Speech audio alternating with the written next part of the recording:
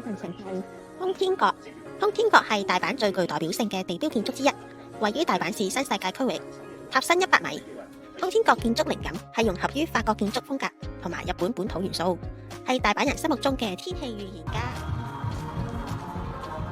通天閣嘅觀景離地92.5米，可以360度俯視大阪全景。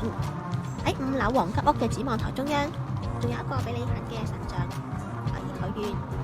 學業、事業、姻緣都可以靈㗎。聽講摸腳底仲可以帶來好運，係大阪著名嘅許願聖地。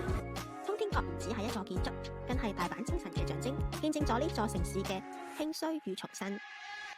之後我哋嚟到通天閣附近，裝修風格以船屋為主嘅吊船海鮮居酒屋。由通天閣步行大約1分鐘，店內設有3艘大型嘅船，橫跨水池，池內仲有好多魚可以即釣即食，釣上嚟嘅魚隨時可以做刺身、鹽燒嘅烹調方式。大家可以去試一試㗎。